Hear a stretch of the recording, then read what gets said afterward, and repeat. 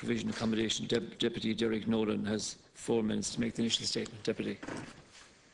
Thank you very much, Lascian Corla. Minister, I wish to raise the report produced this week by the Irish Refugee Council entitled "The State-Sanctioned Child Poverty and Exclusion," which deals with the children of asylum seekers in direct provision centres. The report was written by Samantha Arnold. The report, I think, is a very valuable one, which provides an analysis of the difficulties faced by these children and their families.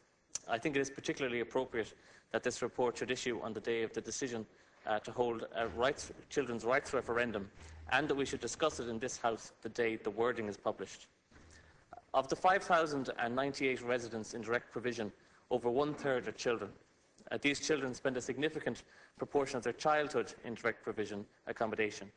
I have raised the issue of direct provision in this House before. On that occasion, I instanced the experiences of those whom I personally know, and indeed some of whom I would consider friends. But this report is more focused and in many cases shocking.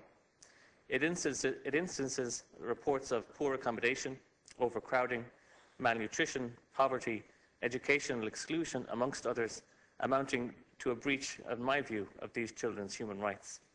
Indeed, alongside this report, the Special Rapporteur on Children, Geoffrey Shannon, in his 2012 report, highlighted the real risk of child abuse in direct provision, where single parents are required to share with strangers and where families with teenage children of opposite gender are required to share one room. Many of the recommendations in this report are practical and achievable, and I'll read them onto the record of the House because I think it would be a wise exercise. One of them is to ensure that accommodation centres are in good condition, that there's heating, hot water and cleanliness to be guaranteed. Another, that children should have access to private toilet facilities. Another, that families should have adequate space and parents have separate rooms to their children. Another, that children should have play space and homework space. And another one, that children and families' religious and cultural needs should be considered in consultation with the family before they are dispersed throughout the country. I think what these recommendations show is that we're really talking about basic, fundamental standards that need to be adhered to in order to protect children. And on the issue of the last matter regarding dispersal, there's a direct accommodation centre in my own constituency in Galway West, Lisbrook House, which received notice approximately 2 weeks ago on a Thursday, a letter saying that their children and themselves would be, saying that the accommodation centre would close, that the families would be moved by the end of the month, and that was that. It took no cognizance of the fact that the children had started school, that they had bought their school books, they had bought their school uniforms, they were integrating into their classes. It didn't even envisage that it might do it during the summer when the children could have easily integrated into a new classroom. One resident told me of their child who had spent 4 days crying on their first week in school, and on the day that the child stopped crying on the way into school, they were told the child would be moving classroom. And I think these are some of the examples of how sometimes I think this system treats people as numbers rather than individuals with rights, humanity, families and obligations. I often think that as I read this report, what we would say if we were looking for these kind of conditions in any other setting, if we were looking for a guarantee for clean facilities for hot water in our homeless services, or if we were looking for private toilet facilities for children in our youth services, what would we say? But when it comes to direct provision and a class of people who the system treats as not Irish, people who are in a centre being processed, we have a different view. And I think that it's wrong, and I think that it really is the last vestiges of institutionalisation and institutionalism that we have in this country. And as a country, we have a very poor record when it comes to institutional settings. Thank you. I said on the record of the House the last time I spoke on this that we could be looking at the genesis of the next Cloyne report or Ryan report. This report calls for an independent inquiry alongside the practical recommendations. I think that is a wise move. We have been warned, we have been given a report, and we must use that report to prevent abuse right now. Thank you. Minister? First of all, I wish to thank the Deputy for raising this matter in the House again. And I'm speaking this afternoon on behalf of my colleague, the Minister for Justice and Equality, Mr. Annan Shatter, TD. The Reception and Integration Agency of the Department of Justice and Equality is responsible for the accommodation of asylum seekers in accordance with the government policy of direct provision. This year, a budget of €63.5 million has been provided for this service. Firstly, it should be noted that RIA is working through the report, and any issues which need to be addressed by RIA will be. And saying that, the suggestion that there is widespread state-sponsored neglect of the needs of asylum seekers' children is completely wide of the mark. Any suggestion that children are malnourished or that there is inadequate provision of food would be regarded with the utmost seriousness and would have proven lead to the immediate termination of contracts. It would also seem unlikely that such instances would escape the attention of the independent external assessors engaged by RIA, who have expertise in food preparation and who conduct comprehensive unannounced inspections of all centres at least once a year. In any event, the Minister has directed that the report be comprehensively examined and that any significant issues identified in it be addressed. In particular, he has directed that any issues relating to the welfare of children be dealt with without delay. The State provides levels of support in addition to full board accommodation to asylum seekers, with all costs covered and no cost charged to the asylum seekers themselves. Asylum seekers avail of free primary and post-primary education on the same basis as any other child in the State. Asylum seekers qualify for medical cards and avail of a wide range of supports such as public health nurse, adult English language supports and assistance from community welfare services to allow children to engage in activities and events within schools and through extracurricular activities and sport clubs. Taking this broad range of supports and services into consideration, asylum seekers and their children are very well supported by the State. While it is not possible to address all the recommendations of the report in detail in the time available, I will attempt to address the key issues raised. The report recommends that there should be a review of the system of direct provision system.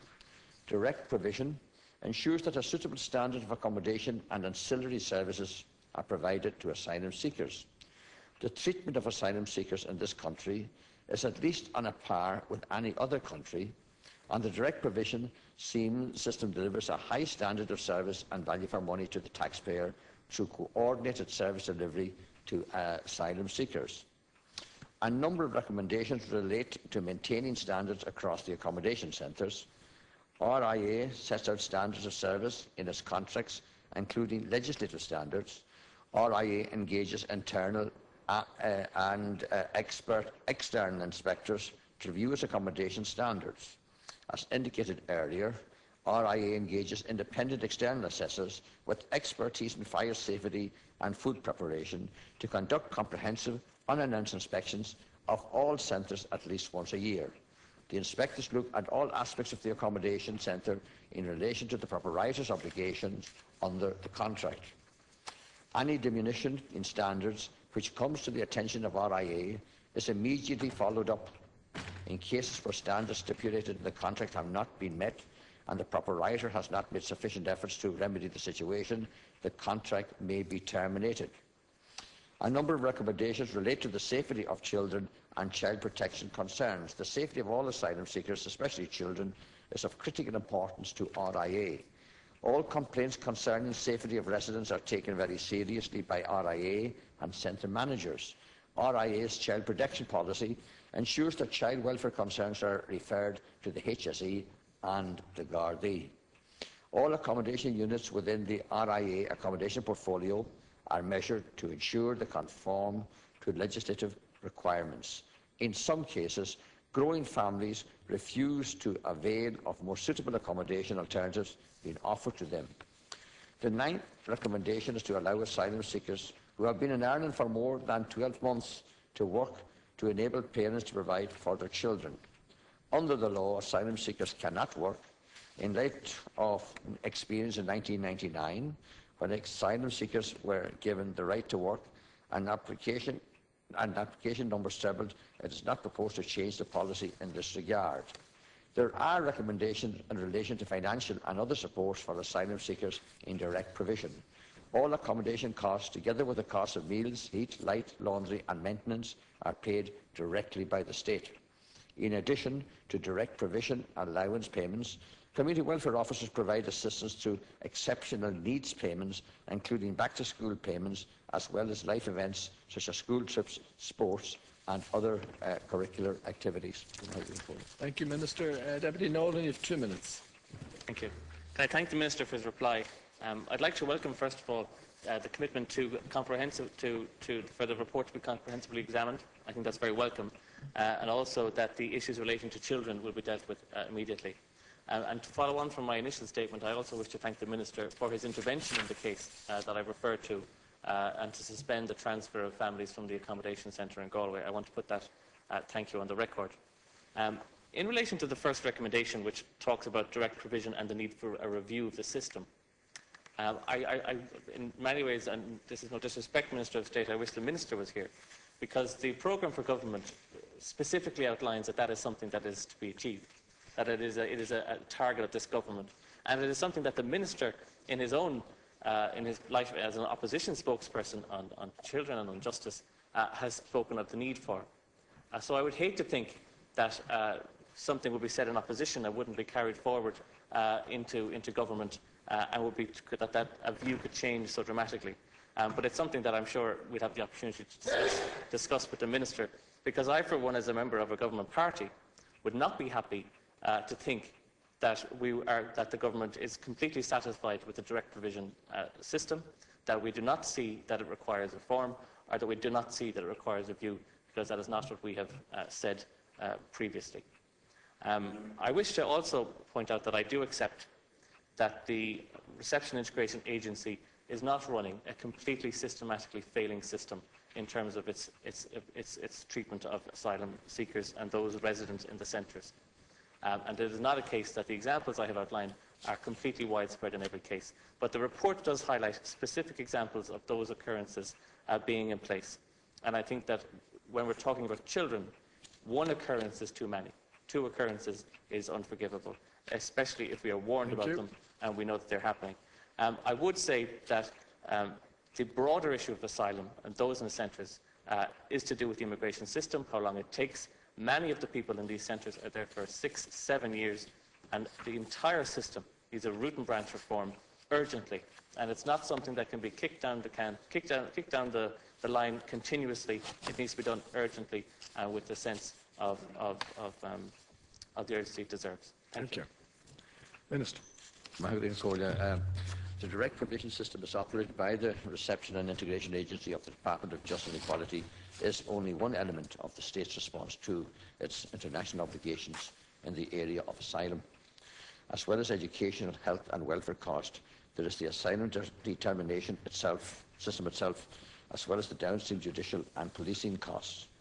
As one might imagine, meeting our international obligations to asylum seekers on such a scale does not come cheaply, with considerable public monies having been expanded in the area in recent years. For instance, in 2011, the total estimated cost to the Exchequer of providing all of these services was in the region of €150 million, inclusive of RIA costs. Ireland is not unique in this respect. All countries which take their responsibilities in this area seriously are faced with similar calls on their financial resources. There are no cheaper alternatives to the direct provision system. In fact, if we were operating a system which facilitated asylum seekers in living independent lives in individual housing with social welfare supports and payments, the cost of the Exchequer would be double what is currently paid under the direct provision system, even discounting the additional pull factor this would entail.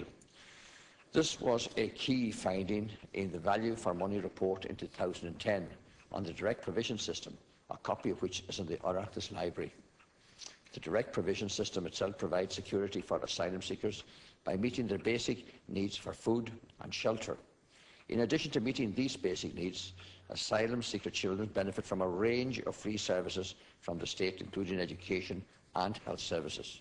These services are maintained and provided on the same basis as they are provided to Irish citizens. The overall package of services and the asylum and related processes available to asylum seekers in Ireland ensure that the needs of all are addressed. Thank you very much. We now move on to the third item, and that's from